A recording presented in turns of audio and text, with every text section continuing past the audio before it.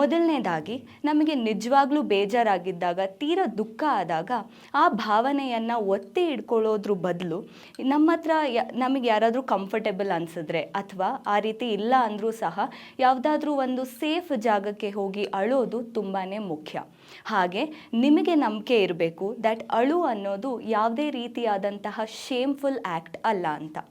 ಎರಡನೇದು, ನಮ್ಮ ಬಳಿ ಯಾರಾದರೂ ಅವರ ದುಃಖ ಹೇಳಿದಾಗ ಅಥವಾ ಯಾವುದಾದ್ರೂ ನೋವಿನಲ್ಲಿ ಇದ್ದಾಗ ನಾವು ಅವರನ್ನು ಜಡ್ಜ್ ಮಾಡದೆ ಅಥವಾ ಫಾಲ್ಸ್ ಹೋಪ್ಸ್, ಅಳಬೇಡ, ಸ್ಟ್ರಾಂಗ್ ಆಗಿರು, ಈ ರೀತಿ ಫಾಲ್ಸ್ ಹೋಪ್ಸ್ ಕೊಡೋದನ್ನು ನಿಲ್ಲಿಸೋದು ತುಂಬಾ ಮುಖ್ಯ. ಹಾಗೆ ಮೂರನೇದು, ತುಂಬ ಮುಖ್ಯವಾಗಿ ಮಕ್ಕಳಲ್ಲಿ ನಾವು ಈ ರೀತಿ ಅಳುವಿನ ಕುರಿತಾಗಿ ಇರೋ ಮಿಸ್ಕನ್ಸೆಪ್ಷನ್ಸ್ನ ಅವಾಯ್ಡ್ ಮಾಡಬೇಕು. ಮಕ್ಕಳಿಗೆ ಆದಷ್ಟು ಒಂದು ಸೇಫ್ ಸ್ಪೇಸ್, ಸೇಫ್ ಎನ್ವಿರಾನ್ಮೆಂಟ್ ಸೃಷ್ಟಿಸಬೇಕು, ಎಲ್ಲಿ ಮಕ್ಕಳು ಅವರ ಎಮೋಷನ್ಸ್ನ ಯಾವುದೇ ಭಯ ಇಲ್ಲದೆ ಹೊರಗಾಕೋಕ್ಕೆ ಅವರು ಇಷ್ಟಪಡುವಷ್ಟು. ಇದರಿಂದ ಏನಾಗುತ್ತೆ, ಅನೇಕ ಮಾನಸಿಕ ಸಮಸ್ಯೆಗಳನ್ನು ನಾವು ತಡೆ ಹಿಡಿಬೋದು.